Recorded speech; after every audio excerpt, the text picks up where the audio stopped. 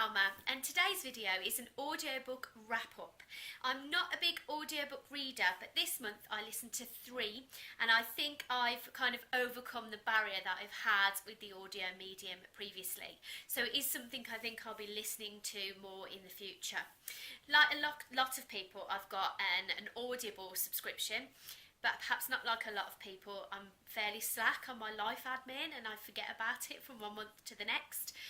When I logged in just by chance a few weeks ago, I noticed I had like 5 or 6 credits that had been building up month on month to spend, and I didn't really know what to do. So I have tried with audiobooks several times over the years, and I'm typically I've bought titles of books that I would like to read, so fiction titles by authors I enjoy, and I've always struggled to enjoy the books listening to them in the same way that I would if I was reading them. I think partly it's because where I choose to listen to them, so I'd only choose an Audible book if it was an arena where I couldn't read a book, and that for me includes my commute to work, because reading on the bus can make me feel quite sick. I've got quite a twisty, turny journey, so sometimes I would choose to listen to a book while I was travelling. The other time I would listen to an audiobook is if I was knitting, because I'm a very big knitter, and sometimes I need my eyes for knitting, so I would listen to it then. But what I find is, if I can look at something, I'll end up looking at it and my mind will drift off and I'm not focusing on what I'm listening to. So I guess human beings are quite visual creatures anyway, but I also have a very small attention span. I always have done. And I do struggle to focus for long periods of time. Even as a child, books were the only thing really that could hold my attention for a longer period of time. And the audiobook thing just wasn't happening for me. Then last year I chose a couple of non-fiction titles, so particularly by the author Jon Ronson, who I'm going to talk about today. And I found it easier to focus when I was listening to a non-fiction text or an autobiography, because I listened to a few of those, particularly if it's been read by the author, rather than a very sort of descriptive literary story. So I thought I'd spend my credits on some non-fiction books, and the 3 I chose this month were a book by Grayson, a book by Chimamanda Ngozi Adichie, and a book by Jon Ronson.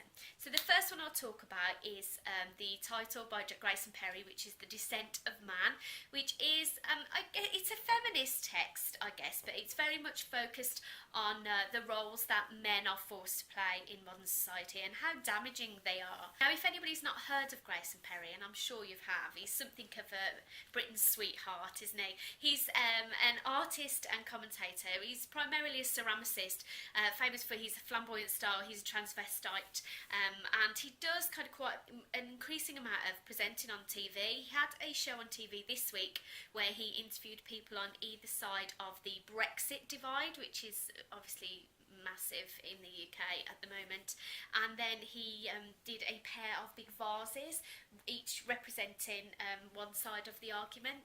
Now, Grayson is such a warm, lovely character. He really seems genuinely interested in people and cares about what people have to say, and I find I'm so warm to him as a personality and as an artist. Actually, I viewed some of his quilts which were on display in a Birmingham art gallery last year, and I just thought they were fantastic. He did these really kind of modern scenes in quite a classic medium. I just think he's wonderful, and that makes it a lot easier to listen to an audiobook of his work. Now, I'm a bit confused whether it was him narrating it or not, because it voice sounded very much like him, but the name wasn't his. So I don't know if Grayson is some sort of stage name or if it genuinely was somebody else who sounded like him. But the book, like Grayson himself, was very, very easy to listen to, so it was very easy to read, very plain language. It wasn't revolutionary in the terms of the debate on gender roles, which is a massive thing that people are reading about a lot at the moment.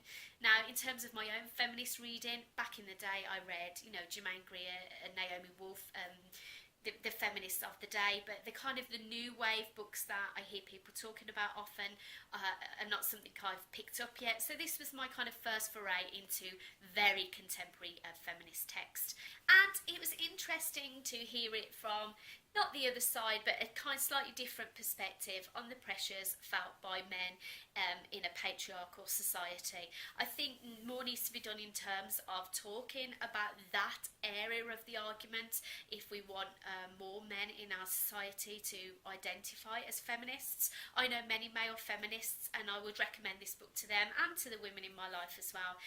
But if you are widely read on feminist literature, I'm not sure it will have anything new to you. But if you're a Grayson fan, you might want to pick it up anyway.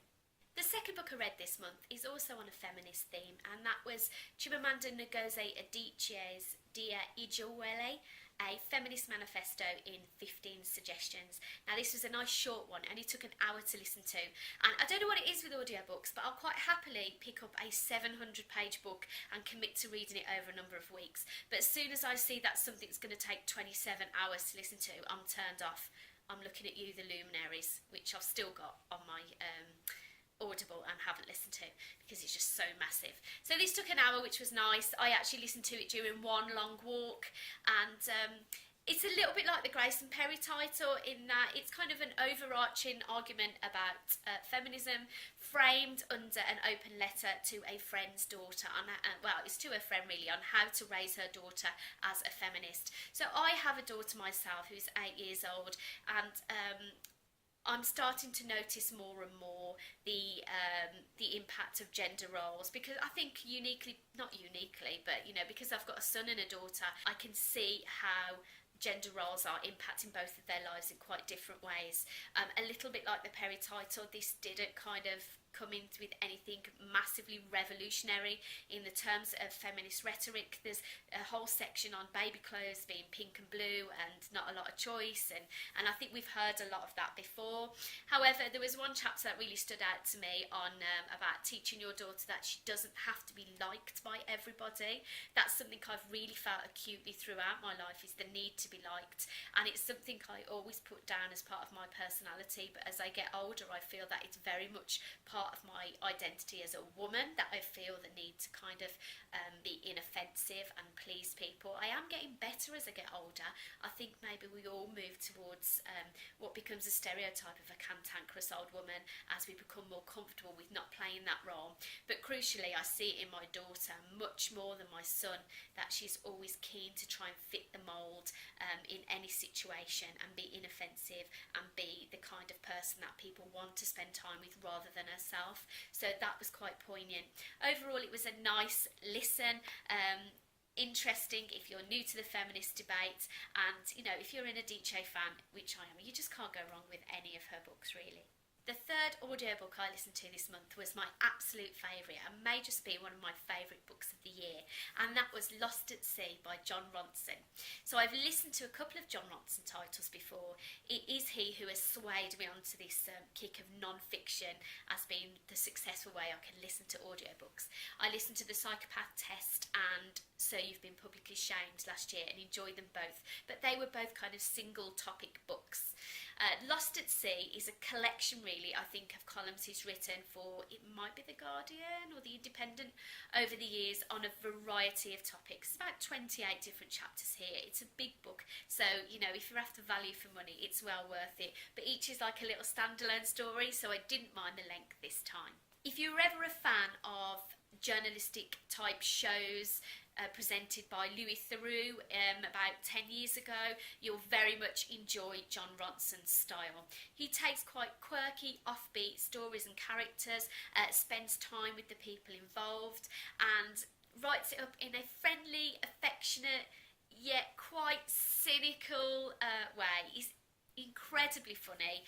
There were lots of laugh out loud moments here where I caught people staring at me on the bus, but I just adored it. Jon Ronson has a lovely voice. He's quite softly spoken, almost camp or effeminate. I'm not sure where he's from. I think he's from Cardiff. He's not got a very Welsh accent. I can't really explain it. It's difficult to pinpoint, but he's got such a gentle voice, which is kind of a foil to some of the more sarcastic things that he comes out with. Oh, I just think he's wonderful. So the topics in this book cover a wide range, but I was hooked right from the off, because the first chapter is about Deal or No Deal and Noel Edmonds, and about kind of the superstitious behaviour around the contestants on that game show who believe believe they have systems or plans, or that they can beat it, okay, that they know what numbers in certain boxes, and how it's almost like a cult because the guys stay together in a hotel for a while, and the dynamics that sort of emerge. Now, it's not something I've spoken about a lot, but I've been on a few TV game shows in the past. A couple of years ago I had a bit of a run where I went on 3 in fairly quick succession, and they're all been trivia type ones. I'm not a fan of Deal or No Deal because to me it is a game of chance, which the people in the book would disagree with. So that really hooked me in. And he does make reference to quite a few famous British eccentrics throughout. So we hear about Noel Edmonds. He does a large piece on the trial of Jonathan King, the former DJ who was convicted of child sexual offences. He goes to an alien spotting convention with Robbie Williams. He was a good friend of Frank Sidebottom, who's the character who used to wear the big paper mache head that was famous in the 80s and 90s, and we get a whole biography of him. In fact, he co-wrote it. I think he had something to do with the screenplay of the film Frank, which was released a couple of years ago about that character. So he's just such an interesting guy, and he travels around. He goes to a lot of conventions. Like I say, he goes to one on alien spotting, goes to one on psychics. He goes to an NLP convention, neuro-linguistic programming, that sort of thing. He goes on the Alpha course where people learn more about Christianity, and he goes with the guise of being open-minded, but you're always quite sure which side of the fence that he lies. It's just a fabulous book. If you're after something that is entertaining, you know, you want some non-fiction that doesn't feel too educational, it's just great listening, and I would highly recommend that one to anybody. So that's it, I'm back on the audiobooks. If you have any suggestions for similar titles, I've still got a few credits knocking around. I'd love to hear. So yeah, I'm really after recommendations for non-fiction books that are not too worthy, that might be quite funny or light. Autobiographies are fine if I like the people involved. Yeah, and I look forward to hearing what you've got to say. Thank you very much. I'll be back soon with my May wrap-up of proper books, which are just there. And yeah, see you soon. Thank you very much. Bye.